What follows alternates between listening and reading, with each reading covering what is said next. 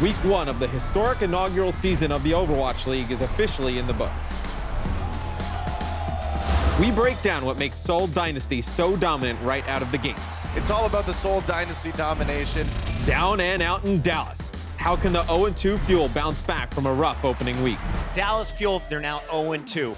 Are the Valiant for real? A hot 2-0 start by the Los Angeles squad has the league on notice. And Valiant making a case for themselves.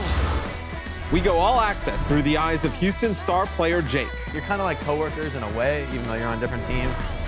Plus the most emote-worthy moments of Week 1. Watchpoint, your official Overwatch League recap show, starts now. Welcome to MLG's Watchpoint. Mr. X here with Monty and Uber, and we had a tremendous Week 1 of the Overwatch League. How you guys feeling? I really enjoyed Saturday, the final day, because for me, it was what this league is going to end with in a microcosm. Our first week ended with all Korean rosters bopping some kids, and then this season will end with some all Korean rosters bopping. It's true, though. We did just get to line up a bunch of like semi-forming Western teams up against the wall and just let the Korean guys sort of, go in the game against them. But we had everything right. We had good games. We had a great crowd. We had excessive dabbing, which somehow always seems to be a part of these events. But that's fine. I mean, the crowd in the venue was amazing, right? You saw the watch parties as well. I saw the crazy reaction from the Boston one. Philly had one. Houston had one. A lot of people turning out in big ways all over, the nation, all over the world to see the Overwatch League play at a high level. We're going to recap everything from Week 1 of the Overwatch League here on this show. We'll discuss if the Valiant are for real. We've got the Dynasty and Fuel players walking us through that tremendous Temple of Anubis battle. Plus, we followed Outlaw star Jake around all week long. We're going to give you an inside look into his match week. But first, let's get things going with the biggest stories from Week 1. That's right. It isn't a huge surprise to any Overwatch fan that Seoul cruised to a 2-0 win over the Fuel and the Gladiators. Dynasty are looking like the best team in the league early on. But given that Dallas Fuel game and how it could have gone in Dallas Fuel's favor with just a couple different plays, it makes us think maybe it's not as big of a gap between them and the other top teams in the league. But now, the Los Angeles Valiant also off to a strong 2-0 start. They defeated the Shock, which may be not so surprising, but the Fuel went down to them as well. They didn't actually drop a map all week despite drawing one. Meanwhile, the Fuel battled hard with two of the best teams in the league, but finished Week 1 at a surprising 0-2 scoreline. New York's another impressive 2-0 team thanks to some jaw-dropping DPS play led by Pine. The NYXL are one of 3 entirely Korean rosters in the league. All 3 teams, those guys begin 2-0 this season. Surprise, surprise. But, we did see some other plays, too, as we take a look at Pine's impressive performance. And a lot of that was from the surprising play of the Philadelphia Fusion. They went up against Houston Outlaws on Thursday. And at first, the Fusion looked surprisingly well organized for a team that missed the preseason and had limited practice time together as a unit. However, they did come back down to earth Saturday against the Spitfire.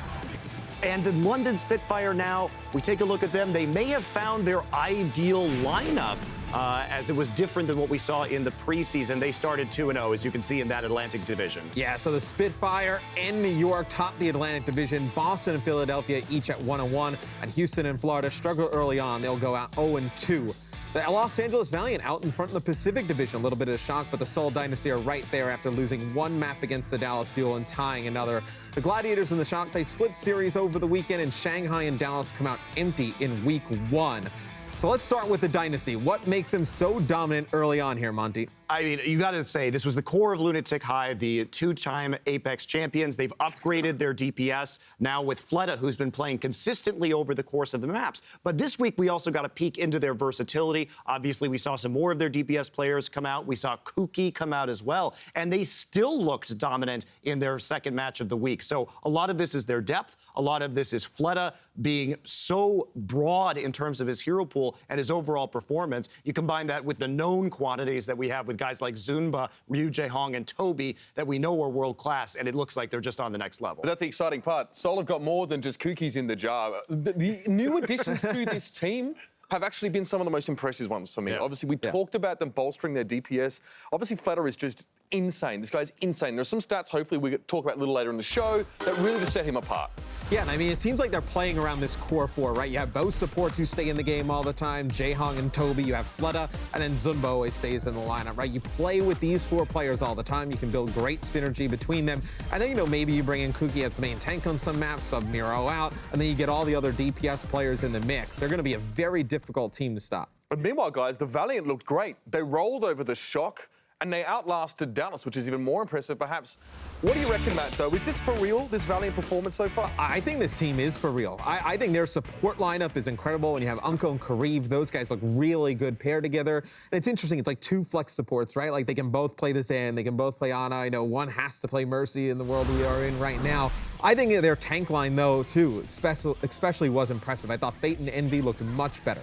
Yeah, they did. And also, we have to consider now they have agilities as well, showing off some of those aggressive Dragon Blade skills on the Genji. But we also saw, I think, more Silk Thread than we might have been expecting to see coming into this week. And he brings the Genji as well, maybe not the same level as agilities, but he also is playing that Soldier 76. And he has a different pool besides the Genji than we see from agilities, who will also, play that Roadhog from time to time. Yeah, that was the most surprising thing for me is that Agility's back in the lineup. We still saw a lot of Silk Thread. I think Agility's played 2 maps in their first series. I think 1 map in the other one, and Silk Thread took a lot of that play time. So that's what I was most surprised about from the Valiant, is that we saw that Silk Thread played a ton, but Soon was incredible all weekend long as well. I think, we talk about how good they're playing, and I don't think we're sitting back saying, oh, they've exceeded expectations, this is crazy, because this is a team that's on paper definitely does look stellar, right? You've got all the right players in all the right roles. Your support core's made up by 2-star, flex support players that can sort of move around those roles a lot. There's no concern about, we've got this guy normally plays Lucio, now we need to try and sort of maneuver him into a Zenyatta position. When there's players out there like Jonak, you must have complete stars on your support roles here. Yeah, definitely. And as we take a look at, the Valiant's matches, we have to also talk about their victory over the Dallas Fuel. And many of us thought, obviously coming into this season, Dallas is going to be a team that is possibly one of the best in the league. Very high expectations. They start out 0-2. So, Uber, what's your biggest concern for the Fuel right now? Generally speaking, this is a roster that's getting mixed and matched a heck of a lot, right? You've got a lot of players coming in. You also have this sort of quad tank look that they're trying to go for. But when they're playing this quad tank composition, which means that Timer needs to be on the Roadhog, normally this kind of pushes Seagull, especially out of the team. There's less opportunities to use him. And my issue is that we're seeing Dallas try and employ this sort of quad tank approach. They're putting a heck of a lot of expectation on Effect's shoulders. He's often the only guy playing a DPS role, like a true DPS role. We saw his Widowmaker, which is something that Timer used to go for. And honestly, Dallas's control point performance have been abysmal over this week. Yeah, you've heard some of the players talk about it, whether it be on Reddit or Twitch, whatnot. I think I saw Effect. He was just talking about the target selection from the Dallas Fuel. And I think that's, when you sub out the main tanks as much and you're trying to work somebody new like XQC into the lineup, and you don't really have a true caller, so to speak. I think that's where you see some of the struggles come with calling targets. Am I super concerned about the Fuel going forward? No. I think there's so much talent on this roster. They're going to figure it out. But with only 10 games in stage 1, they got to figure it out quick.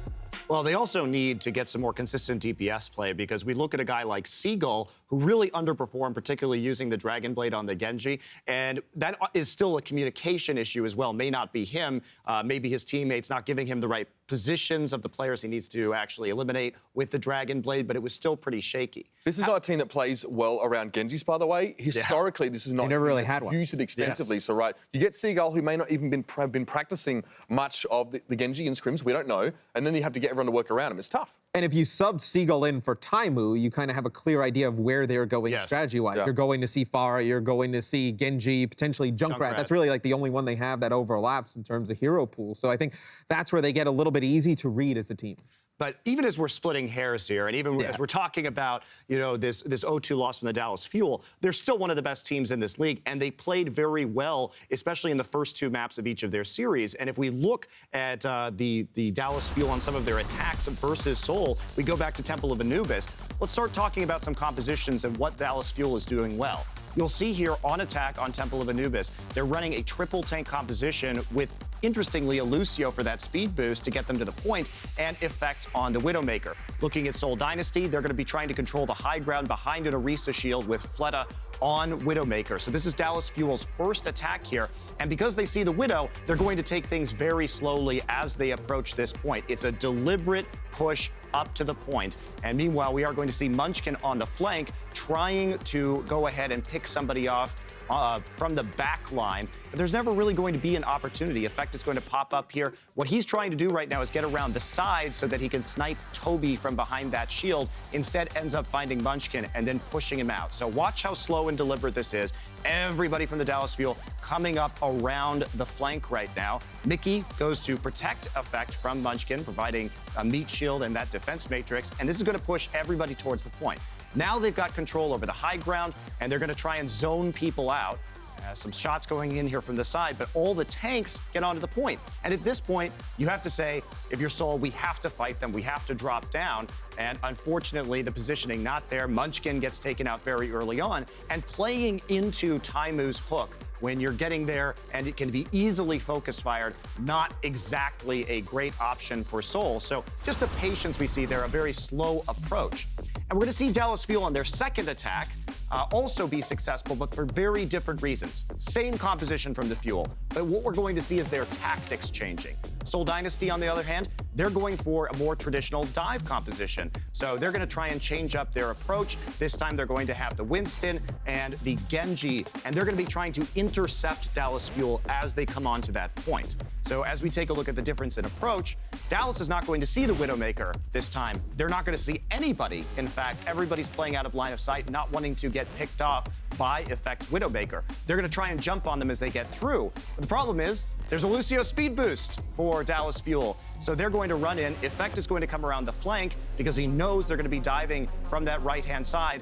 And instead, they just simply run past the members of Seoul Dynasty. And at this point, again, they have to engage onto the point. They're dealing with the Roadhog in particular in the open where they can get hooked. Effect will get a very effective snipe onto Ryu Jae-hong's Zenyatta. If you take a look right here, just a quick flick and a headshot. Nice job by Effect. And then there's a man advantage. Effect just moves around the map. They're going to try and take him out here with Fleta, but meantime, you've got a 4-on-2 on the point itself. And that means that pretty easy for them to start picking people off. Munchkin not going to be surviving very long there, and they just don't have the damage to be able to deal with 2 supports and 3 tanks on the actual point.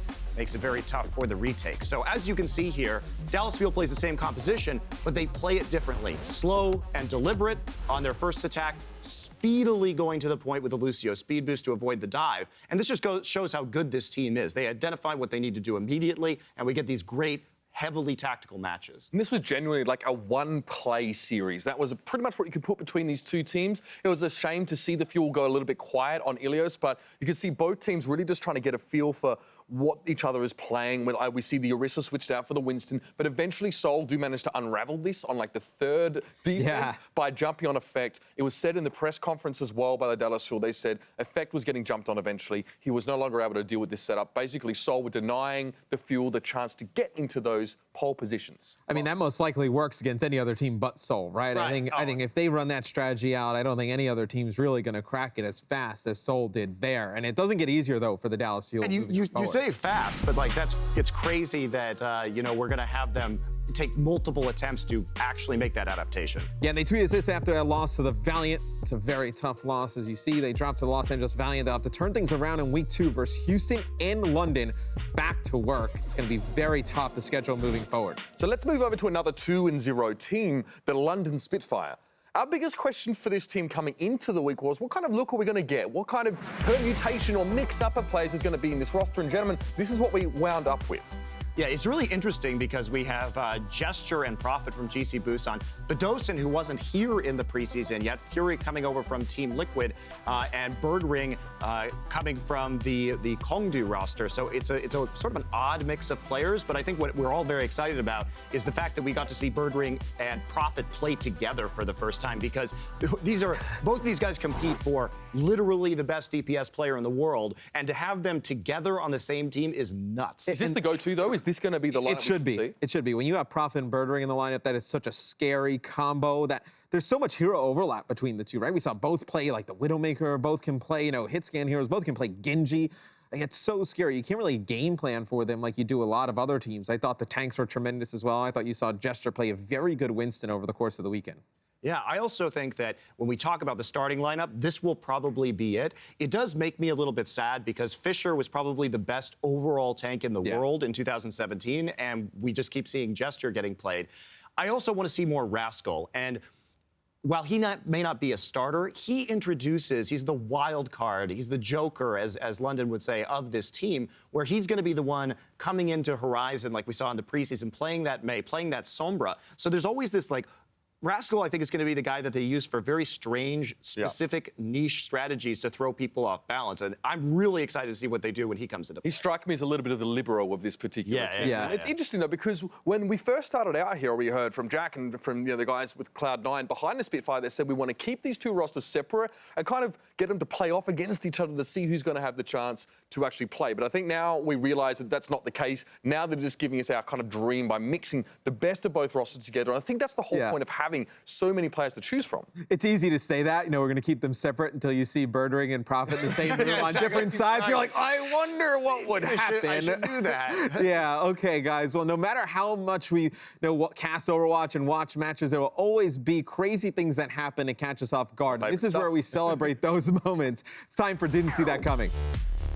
First off, let's talk about the Philadelphia Fusion and Poco, who was just getting a ridiculous number of kills using that self-destruct. Just absolutely amazing how many he was going to get. And we just were sitting in the back saying, hey, how does he keep doing that? Like, I have no idea how he's so successful. And everyone's watching this and are like, oh, Uber's yelling again. This can't be that big a deal. It was a big deal, though. This is super consistent, but this is a bit of fun. Neptuno, Mercy with Valkyrie, 3 kills. Thanks for coming, Bob's your uncle. Lock it up like that. We never really get to see this at all. Yo, man, where are these Mercies at in my game? I just get the ones that are dying. Mayhem win the first map of the season versus London. I thought the Florida Mayhem looked much better this weekend. Didn't result in any wins, but I think this is a team that's going to be very competitive. And, it's a meta that doesn't really favor them right now, right? When Zebo can go back to that Lucio, play that role, I think Florida will get much better. I think they looked better, and Logix did step up, which gave me a little bit of confidence as well. But we look at London in that same match, and we see Fury, a player who came over to North America early on to play with Team Liquid,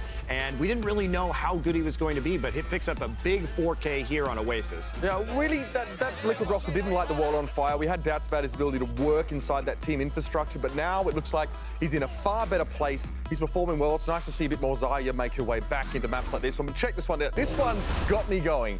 Jonak Zenyatta just completely doming fools pretty much throughout this entire map.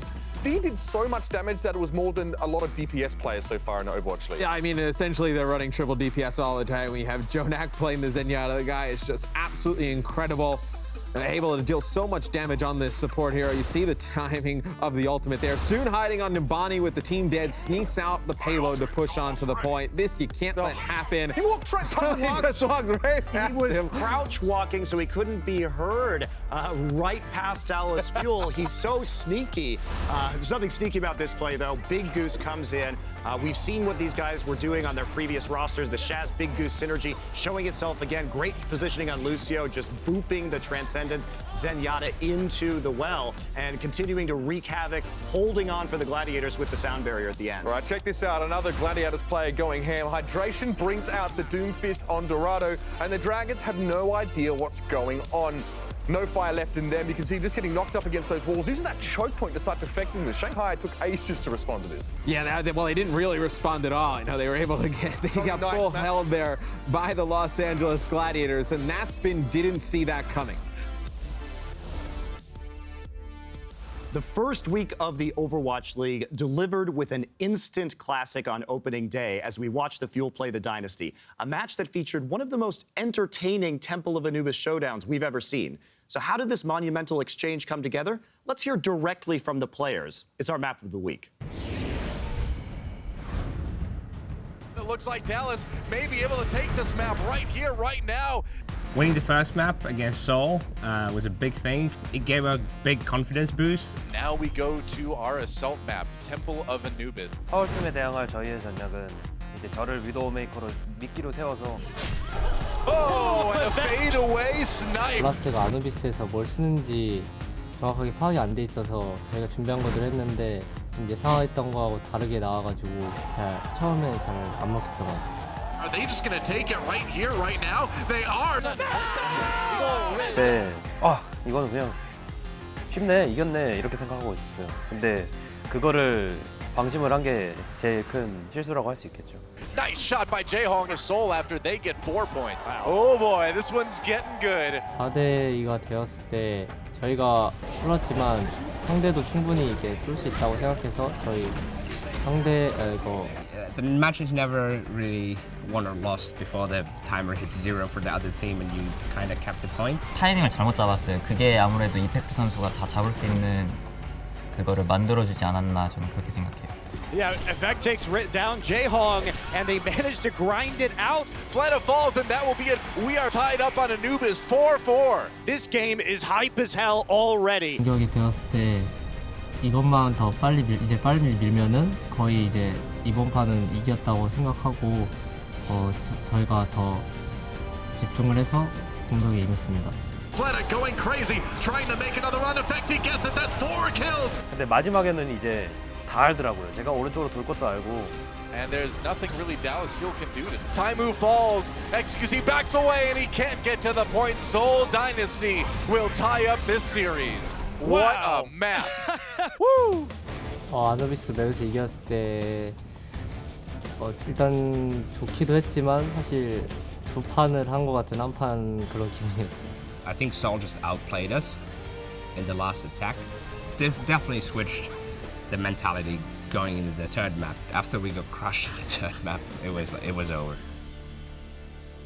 Now, these are the kind of matches that we're going to be talking about for a long time and definitely getting excited for the next time it runs around. Normally when Junkatown comes up in a map pool, maybe we see a Korean team drop that map, don't get too crazy about it, right? But Anubis demonstrated to us that Dallas Fuel are up there. But by that last attack, it was pretty clear to see that Seoul knew exactly what Dallas even had for breakfast. I mean, I think it was interesting, though, that Taimu at the end said after they lost that third map in such a crushing fashion that, the match was over. But you look at it, and actually the last map was really competitive on Numbani as well. So it could have easily gone, it could have easily gone into Dallas Fuel's favor in the end. Look, I mean, we're talking about Dallas Fuel's an 0-2 team, but they're 1 or 2 plays away from actually taking that series over Seoul Dynasty. Absolutely. And then, maybe things go different against the Valiant with a little bit more confidence. And after our 12 official matches in week 1 of Overwatch League, we actually finally have enough data, enough numbers to deep dive into some stats. It's going to be stats and strats. Monty, start us off. Yeah, first up, we're going to look at the Fusion's DPS play. It carried them to a win against Houston, as you can see here, with big differences in terms of that ratio from eliminations to deaths from Carpe and Shadowburn over NYXL and Jake. But when we actually take a look at their second match, didn't go the same way. A harder DPS duo in Birdring and Prophet that they had to face, and then those ratios went right back in London's favor. Right, also, you got to realize that Philadelphia Fusion so far has shown themselves to be a team with tanks that get involved in a lot of those kills, especially Poco. So we actually would expect even maybe less of a proportionate ratio for the DPSs, which is why them having such high numbers against Houston is especially pertinent. But I think you see, Fraggy die a lot on the Winston for this Philly Fusion lineup, and he's trying to create space for these DPS players, and you see what happens when he creates that space in a match like London and they don't clean those kills up. Well, I think for the moment, though, when we're talking about Philadelphia, if the question is, are they relying too much on their DPS players? The answer is yes, simply because they haven't had enough time to gel as a unit yet. And in spite of these issues, taking a win against the Houston early really shows that on a pound-for-pound skill basis, these guys are going to be able to take maps against lesser teams. But when they came up against London, and then all of a sudden the individual skill gap wasn't there, they got smashed by the better coordination. But I think given enough time, this is a team that can be competitive with the best as long as they start to develop their strategies. Yeah, it's deceptively at the start how easily you can cover up like a tactical deficit with just pure skill, and Philly had that in spades. Yeah, and speaking of DPS, the NYXL DPS players put on a show in week 1, helping them start off 2-0. Sabiel B and Pine were in a great mood when we caught up to them afterwards. 1, 2, 3. Now this New York lineup was able to hold off the Boston Uprising once again with a 3-1 victory to kick off the regular season. 시작이 좋은 것 같은데요. 첫 단추가 잘 끼워진 것 같아요. 일단 한국에서 많이 쓰는 말인데 이게 첫 번째 단추가 잘못 끼워지면은 삐뚤어지게 끼워지잖아요. 전부 다. 이제 잘 끼워지면은 나머지도 올바르게 계속 좋은 결과가 있다는 거죠. Here comes Pine. Gets one, gets two. Looking for a bit more, gets another one. Are you kidding me? Big Boss Pine is on the scene. This guy is unstoppable. 릴리우스에서 두 번 다 나왔는데 두 번 다 이제 세계 최고의 맥크리 에임을 보여줬다고 생각해요. 앞으로도 그럴 거라고 생각해서 믿고 있습니다. It's an opportunity for Houston coming in. Oh, did I say opportunity? That's before Sibilby started lighting up his kill feed. He hasn't even used his pulse bomb yet. Another kill on Namuma. 위도우를 플레이할 땐 맵에는 이제 파인 선수가 확실히 이제 강한 힘을 발휘하는데 테이스 할 때는 반대로 또 SBB가 강한 힘을 발휘하겠죠. 주고받고. 아, 형 근데 트레이서하고 미도밖에 못하잖아요. 테이스랑 위도우밖에 못한다고? 알았어요. 위도우 원챔 새끼가. 기다려봐. I love the NYXL team. Those guys are a lot of fun. And Pine was a beast all weekend long. Only played 2 maps in 2 matches, but you can see he leads the league in all of these categories. The final blows one is crazy. Per every 10 minutes, 23.39. The second highest was Zokid with 12.98. So the question is, should Pine be starting for NYXL? You were like, okay, here we that's go. nearly double in terms of final blows. And again, take it with a grain of salt. We've only seen a couple of maps from this guy. But even under those conditions, absolutely crazy. But should Pine be starting? The answer is no. Like, they're going to use him as a specialist. And this, I think, is an indication of what we're going to see from many teams moving forward, is you have specialists on certain heroes that play certain specific maps where they can be very practiced and really given a lot of time to shine. And look, you look at the vast majority of these clips, and Pine's my favorite player in the Overwatch League, by the way, but don't get me wrong. He has so much space. There is anyone that comes close to him has his full and undivided attention anyway. You see, there is a moment here his attention to be jumped on. As soon as someone gets on him, they're just backing straight on out there. You can see quite clearly that Moomin didn't want to have anything to do with him. One of my biggest surprises with how he played is coming in map 3, kind of cold, and a lot of these rosters just kind of staying, the same exact 6 all throughout. It's like we saw some people come in later in series and they were like a little cold coming in. He just comes off the bench, just kills everybody, dabs, walks right back off the stage like it's nothing. I think my favorite thing is now the intimidation factor. Yeah. We start calling this guy the big boss of the New York Excelsior. And what are teams going to think?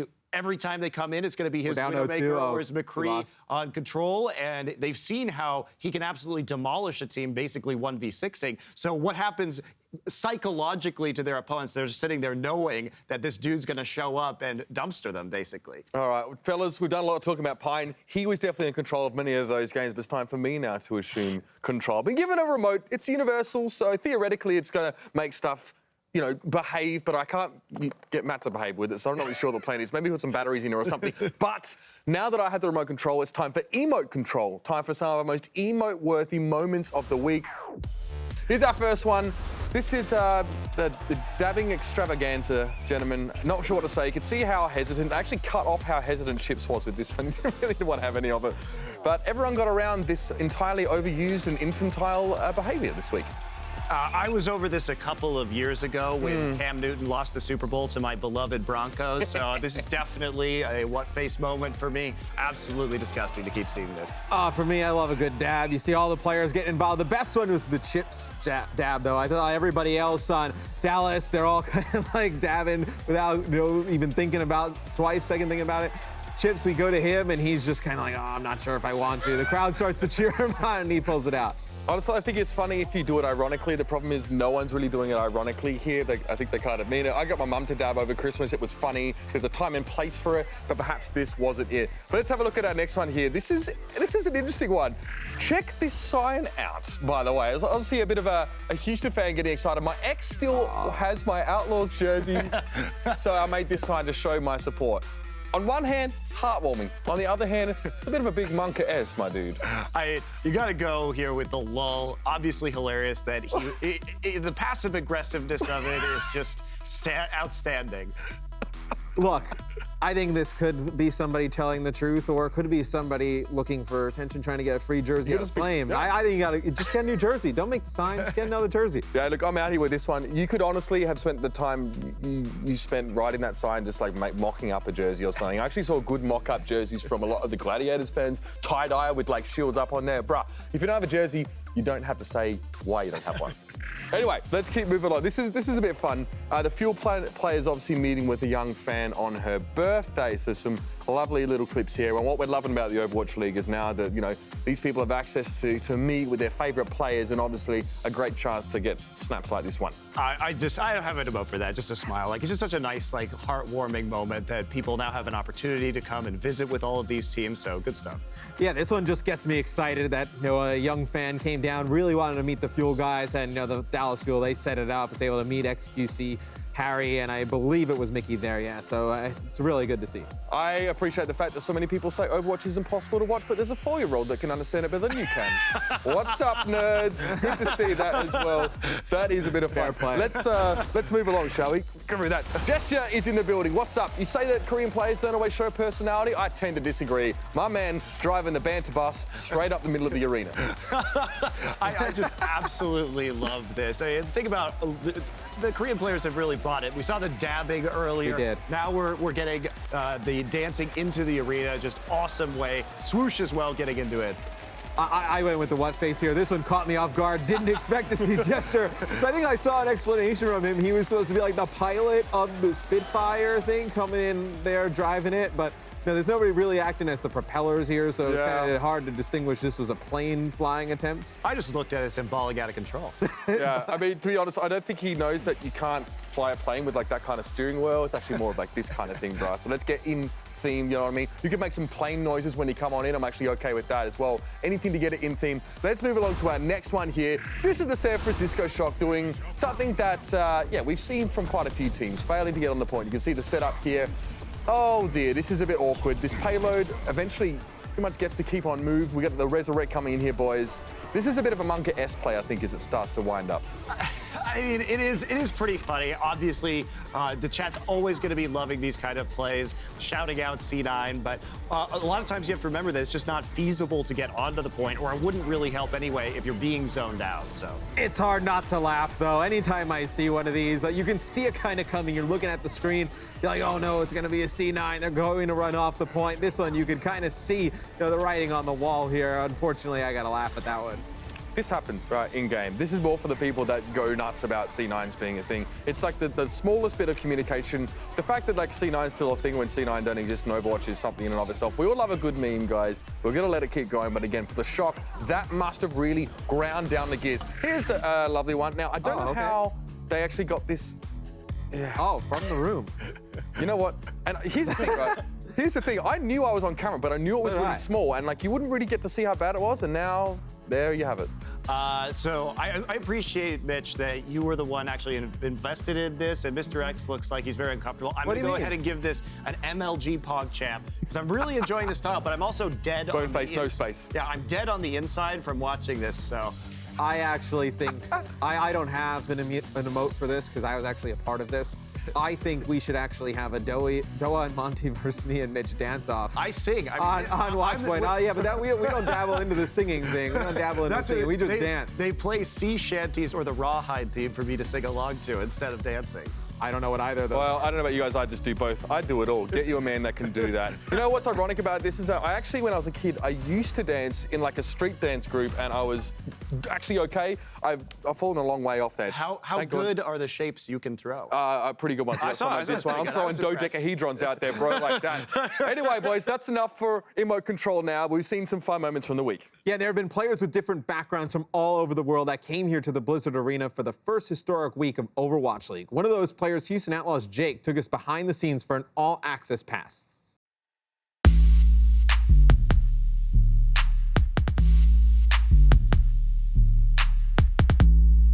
My name's Jacob Lyon. My gamer tag is Jake. I play DPS for the Houston Outlaws. Later today, we'll be going down to the venue, playing some scrims, but right now we're just getting in the mood. This is the apartment complex where they have all of the Outlaws housed. Hard to complain out here. It is the first day of games for the Overwatch League in general, but we have no games today for the Houston Outlaws. Our first game is actually tomorrow against the Philadelphia Fusion. So for us, today is a training day, it's a practice day. We've been here for, coming up on 2 months now, and we're really getting into the rhythm of going to the studio and playing every day.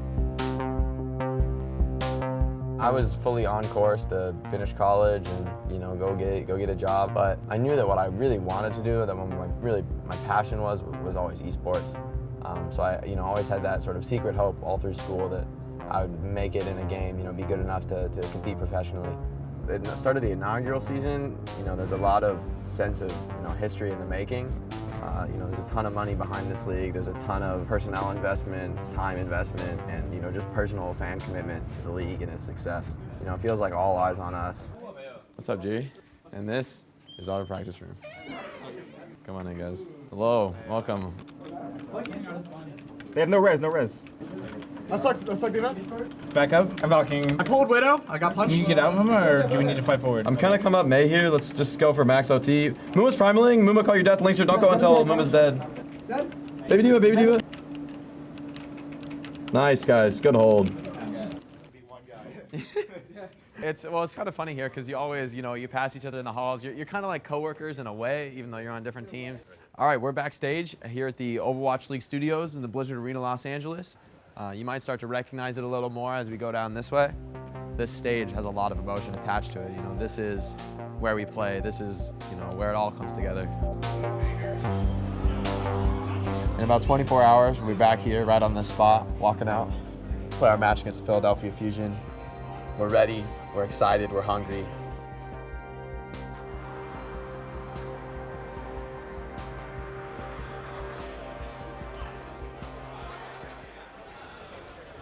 Today is game day.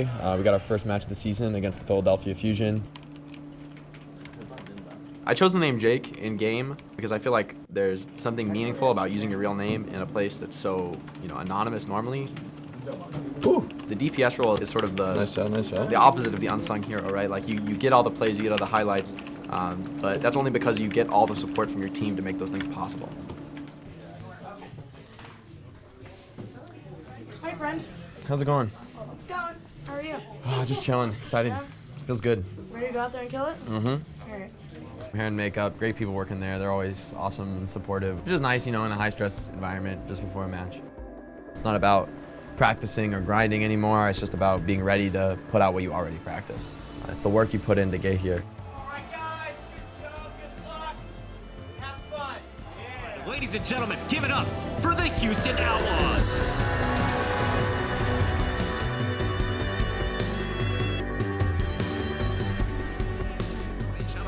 Running rampant. It's going to be Jake going on a flank here. He's going to get the enemy Mercy. Expect the balls there. It's going to be Jake to fall.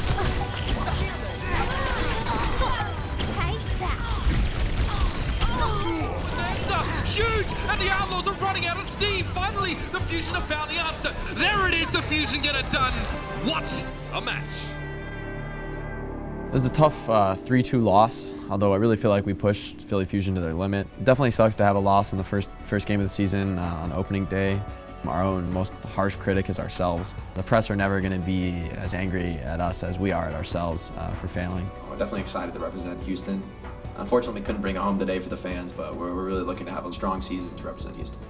I don't think a loss is really a setback for us. I mean, we know that we have 39 more games in the regular season. We have a lot of opportunity to prove ourselves. We're ready for the long season. Time for attack and defend. It's simple. We put 45 seconds on the clock. I'll give you guys a topic. One of you attacks and one of you must defend. So first up, Houston and Dallas. Both started 0-2. The Fuel lost to two of the league's best teams, while the Outlaws looked stifled against a Philly team with little practice coming into the regular season.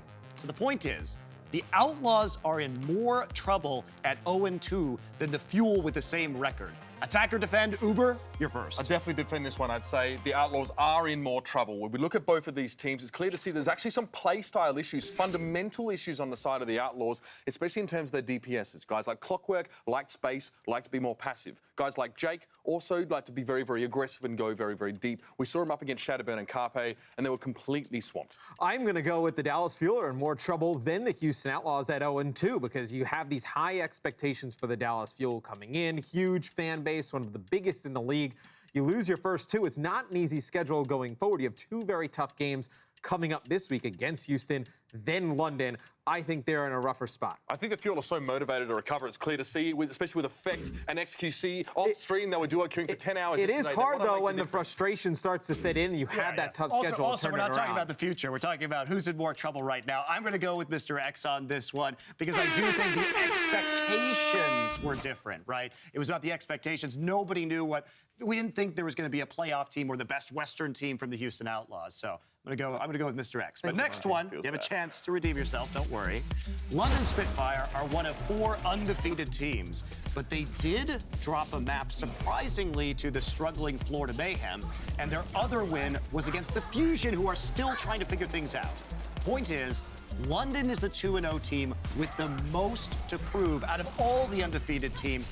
Mr. X, go first, attack or defend. I'm going to attack this. London is the team that doesn't have to really prove much out of the 2-0 teams in the league. Now, these are players who have been playing in Korea for a while in Apex. They've seen success there. I thought we were going to see success here. You've definitely seen it thus far. We know what Birdring and Prophet can do as a DPS combo. Gesture, one of the best main tanks in the league. It's kind of ridiculous that we're even talking about them having to prove much of anything. These wins mean absolutely nothing. You've literally beat the Florida Mayhem, who looked to be floundering the preseason, slightly better now, and the Fusion, who only has raw mechanical skill to go on, whereas London, we already knew they had that in spades. That's already been proven. We've literally seen nothing from this roster in terms of going up against top Korean talent, top Western talent, none of that. The GC Busan guys just won Apex. What else do they have to prove? Now they come here, you put them with some of the best DPS players in the world. Without luxury, what's wrong with you? Fantastic squad. They got nothing to prove. I'm going with Uber on this one. You're wrong.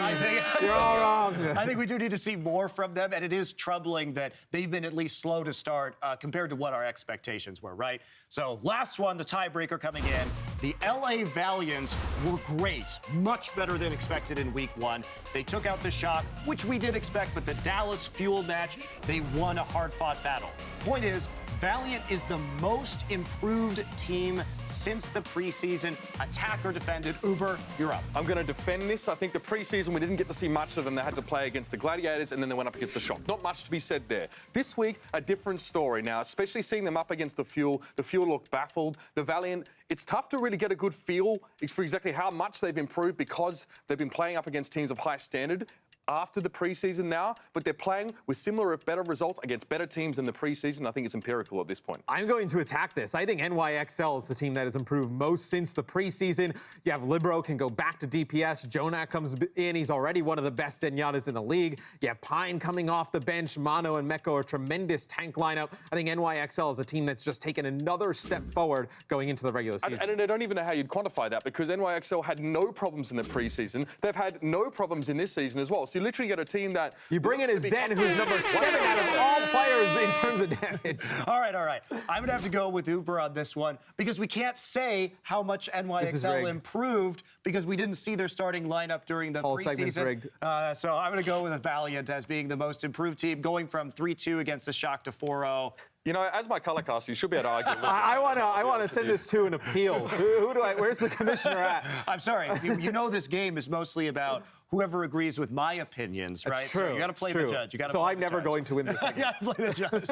All right, guys, that does it for Attack and Defend. We just discussed how much improved the Valiant looks since the preseason, but one of the most important factors has been their Tracer player Soon. Let's get to know L'Homme Français. Soon, DPS is can. Such as Valiant. Soon is one of the best Tracers, I feel like, in this league.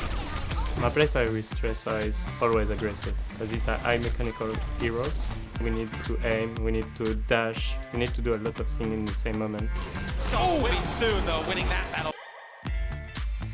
I'm from France, so I'm a baguette. We have Koreans, we have Canadians, and me and Uncle, we're French, and we come to the team. Yeah, for me, it's a good family. Los Angeles Valiant needed that so badly. Have a team is really important in Overwatch. If you don't have the good synergy, it makes a huge difference during the match. LA! Final moments, the Valiant make it happen. All right, well, let's keep rolling, gentlemen. The dust is settled, and week 1 of the Overwatch League is in the books. And we all probably know a little bit more than we did a week ago, but that comes with a little hindsight. Monty, start us off. Sure. I think for me, the best thing about this week and looking back on it has been how much fun the New York Excelsior is to watch. I could not have expected this because we hadn't seen this great support play from Jonak, where he's doing so much damage, helped out by Arc with the damage boost. And of course, also seeing Pine become this sort of legendary figure already just on 2 maps as he absolutely dominates on control with that impressive McCree play. So this team is just a joy to watch. Also get the personality, the showmanship from guys like Pine and Sabielby, and they're quickly becoming my favorite team to cast. As far as I'm concerned, in hindsight, just because you can't see a team doesn't mean they're not there. It's kind of like the Schrodinger's Philadelphia Fusion case, right?